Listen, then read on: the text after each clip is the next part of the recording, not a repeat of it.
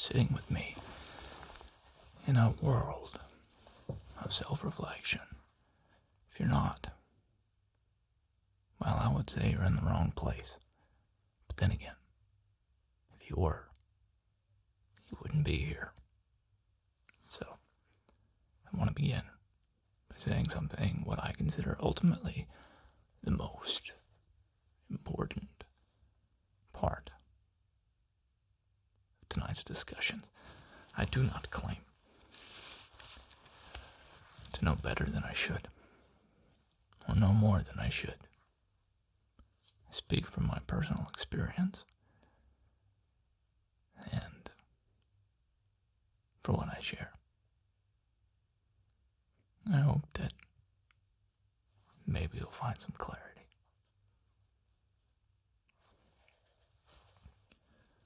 So, you're feeling anxious. That's a bad way to feel. Truly. Really bad way to feel. You know, I found myself feeling this way quite often. Social situations mostly. Now, it's important to understand that anxiety, it exists as a way of our brain thinking it's keeping us safe, and maybe it is. Maybe it's not. Maybe it's a byproduct of how you were raised, where you grew up, what you've experienced. All of the above.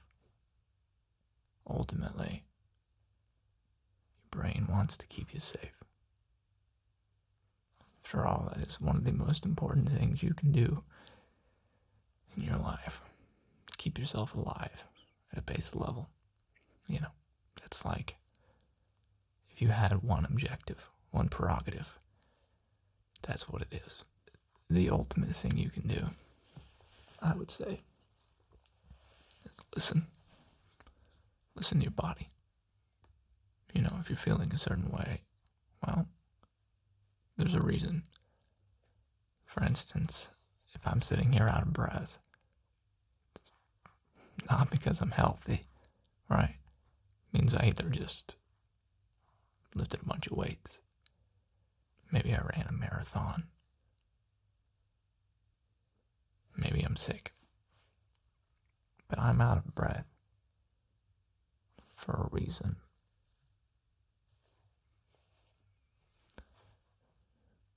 And that reason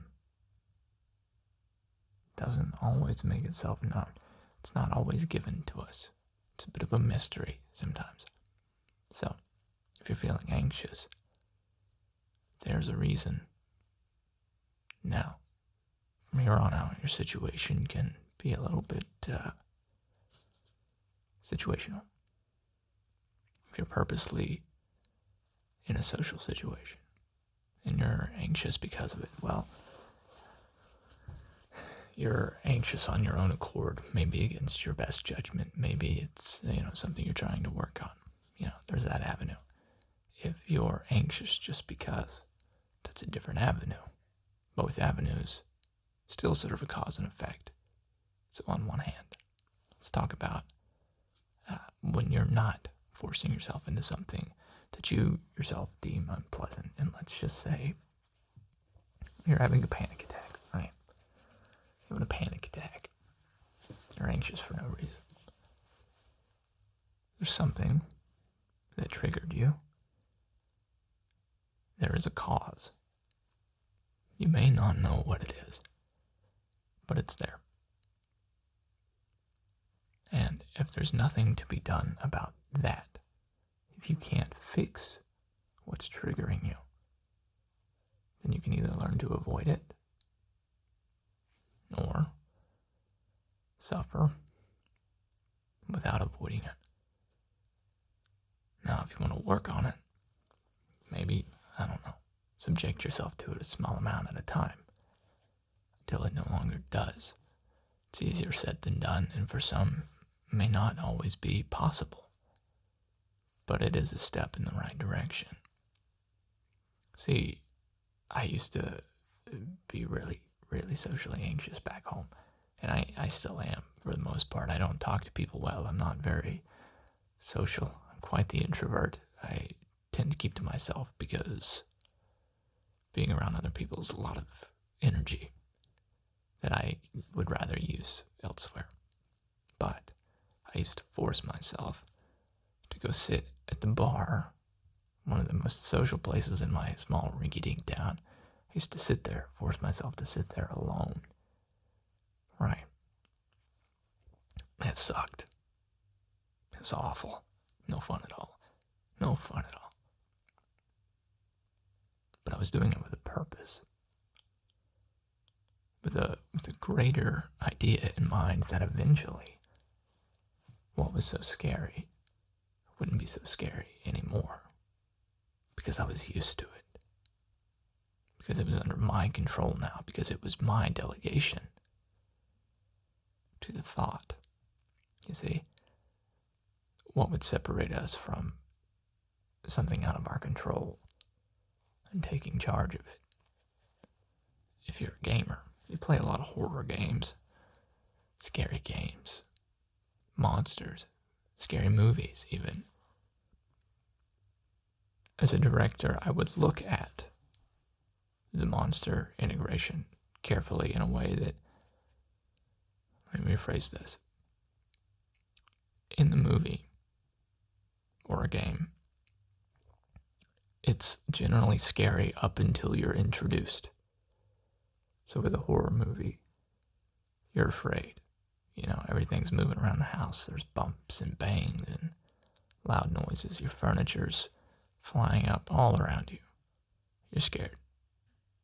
But eventually you come face to face with what's haunting you, right? And at first, obviously, rightfully so, you're terrified. You're scared. But what happens next? Either it kills you, or it doesn't. If it doesn't, then the next time you see that monster, you're a bit more familiar. You're a bit more on a level playing field. Right. Maybe soon, with enough introduction and enough survival, you begin to understand its strengths and weaknesses. And it's only smart, it's the intelligent thing, to take advantage of that. Take advantage of that knowledge. Use it for your own. Use it for your own benefit. Right. So eventually, when you come in contact with that monster, you're ready. You're prepared. You're no longer psyched out. So we take this analogy. This monster is no monster at all. It's the voice inside your head saying, don't speak up. Don't embarrass yourself. Don't do this. Don't do that. Overthinking every small thing. Trying to figure out thousands of ways for every possible action and interaction so you can be prepared no matter what happens. This is a survival mechanism. You know, to sit there and say, well, if I go this way and they go that way, then I'll go this way so that when they do that, I'll do this. But if they go that way, then I need to do this and then that, so then they go this way. And that opens up millions of doors to millions of possibilities. And all this energy you're expending on one of these. And only one is going to happen. Only one is possible. Generally, out of all the millions of combinations you think of, it's very rare that anything will ever happen how you expected it to, and you'll never be prepared anyway. Do not apply this logic to things in life or predictive analysis in its base aspect, because that's ignorant. You know, if you're driving down the road and you're like, oh, well, that light's about to turn red, please stop. Don't say, well, maybe it won't, don't do that. So, with anxiety in mind, and all these infinite possibilities staring at you, haunting your every waking moment and sometimes sleeping moment in your dreams. Know that it's only a survival mechanism, and it's your brain doing its best to take care of you. Letting it control you is an entirely different thing.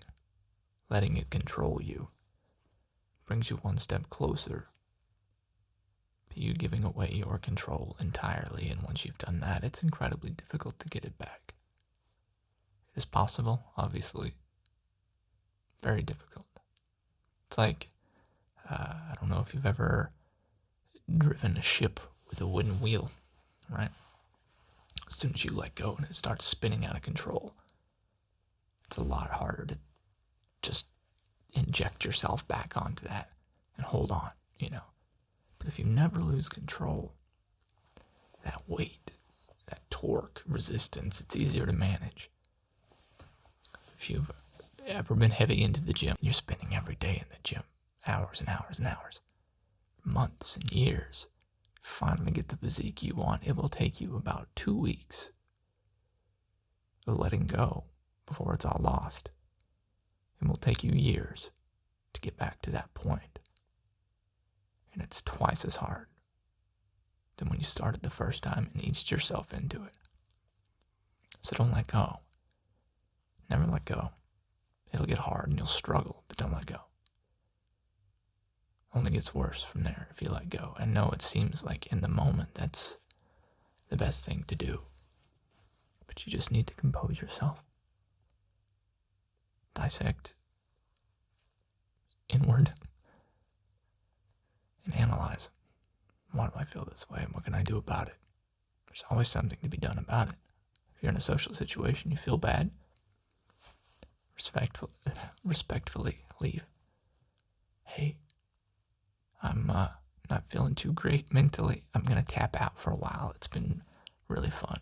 Thanks for inviting me. Thanks for having me along. I've really enjoyed myself. But now I think I just need to be alone for a little while. I hope you understand. That easy.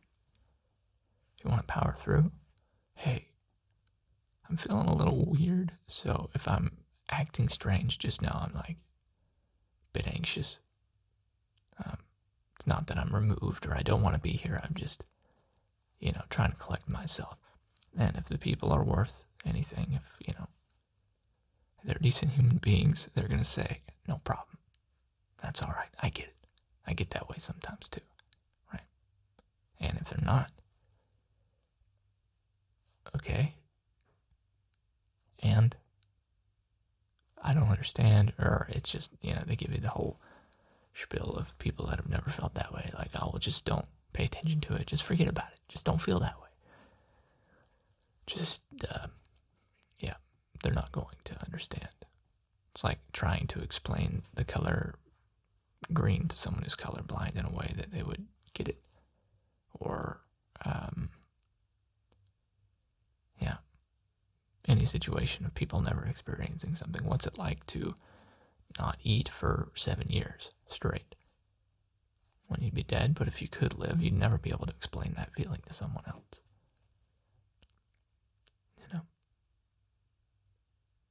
You can try.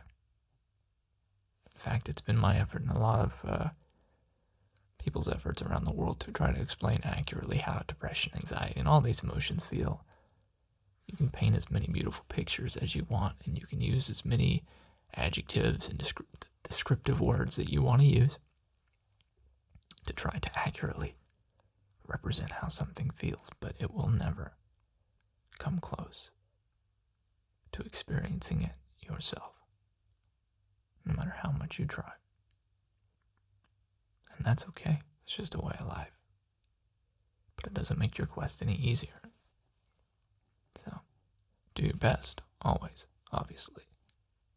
But understand there are some limitations to the human mind. So, back to feeling anxious. Reflect. Identify your triggers if you can, albeit difficult. trying to figure out ways to ground yourself or understand what to do in these situations. Is it best for you to take a 5-minute break, isolate yourself for a moment, regain composure? Is it best for you to leave entirely? Is it best for you to grab a drink of water? Disguise your actions as another action. Hold on, I'm thirsty, I'll be right back. And then you take your time. If you can't be honest, there's a lot of things that you can try. With all those that you try, maybe the first 100 will be wrong, and you'll feel like there's no possible way out. Eventually, you'll find a method that works for you, and from that point on, you'll be one step closer to the person you've always wanted to be, the person that's comfortable in their own skin, right? It's all any of us want to do is be comfortable, want to be happy, have our needs fulfilled, be accepted for who we are. And that's what everyone deserves. Some of the world needs convincing. That's a group effort, I'm afraid. But it is being done. And even though the rest of the world might not accept you for who you are, there will be people who do. Always. Always. And you don't need all of the world, the entire world to like you as long as you like yourself. That's cliche. But you are most definitely going to find someone else that understands you. And if you haven't, it doesn't mean they don't exist. It just means you haven't found them yet. So, in a world of infinite possibilities, that is not one so strange. Don't ever feel that way. You're always just one action, one choice, one decision away from being exactly where you wanted to be. And you won't always make the right one. Sometimes it'll take you further away. But from one point, we can span out 1,000,000 different ways. And those 1,000,000 different ways can take us right back to where we're supposed to be. So, don't ever lose composure. Understand that you're human. You make mistakes. But you're deserving of love, compassion, and kindness. And ultimately, we as a species would be way better off trying to understand why someone else acts the way they do instead of judging them based on their actions. Someone irritable, maybe they grew up in a bad home life. No one ever showed them compassion and gave them time and experience in understanding their own emotions. But if they yell at you, if they scream at you, your first reaction is to scream back. Let it ruin your day.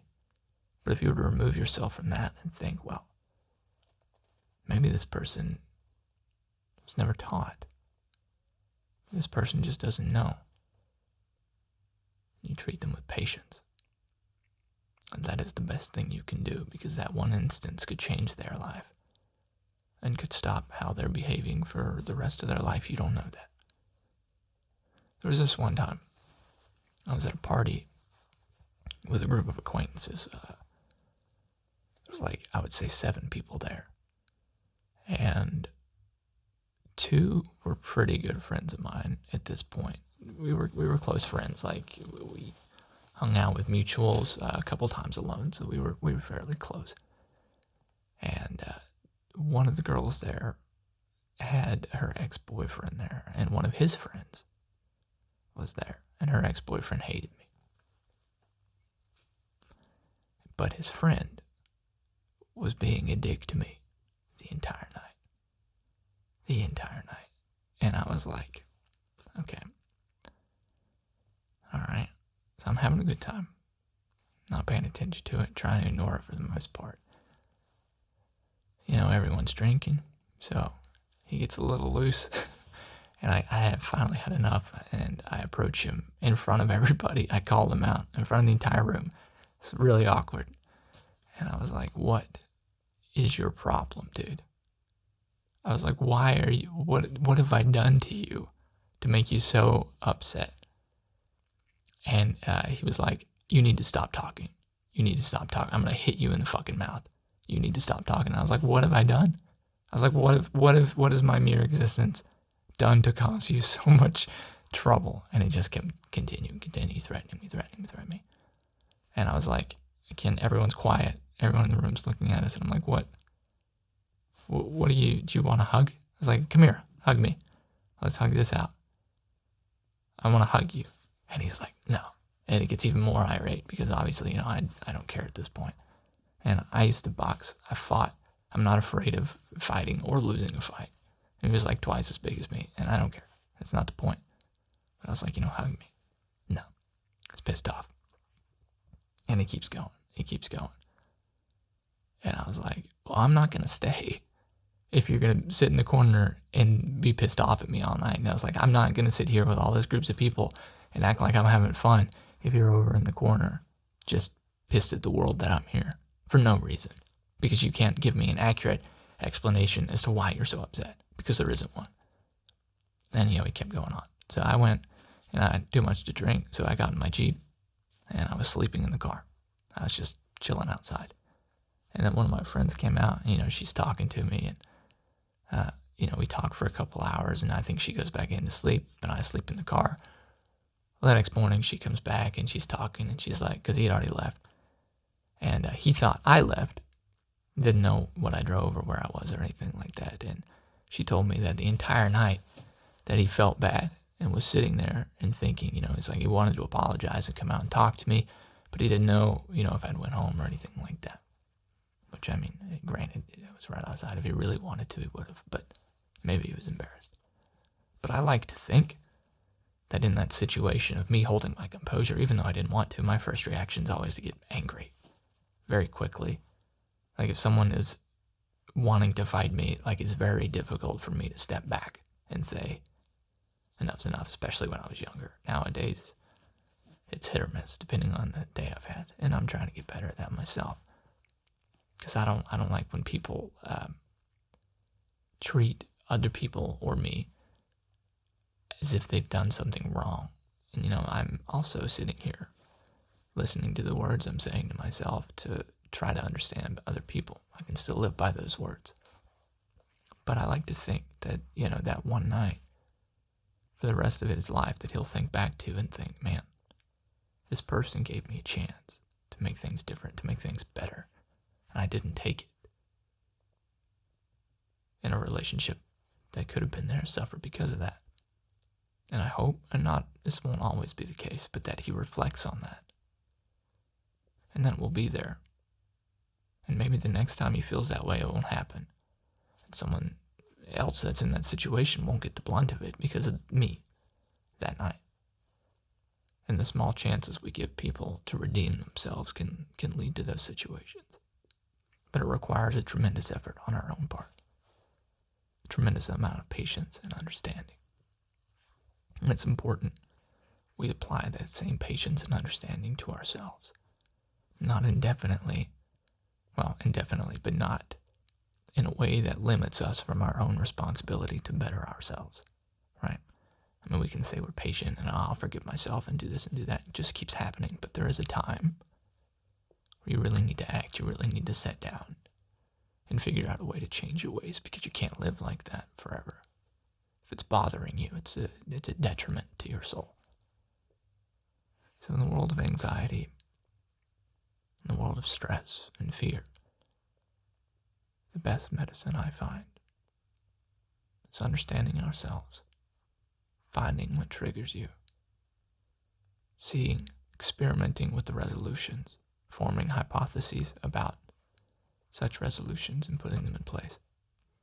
It's a continuous effort. But one day, with enough care and affection towards yourself, you'll get to the exact place you want to be. And I believe that. I don't know if my rambling has helped at all, but if it has, great. If it hasn't, all right. And, yeah, so we'll see you next time. Take care of yourself. and those around you. It's been a nice chat. We'll see you.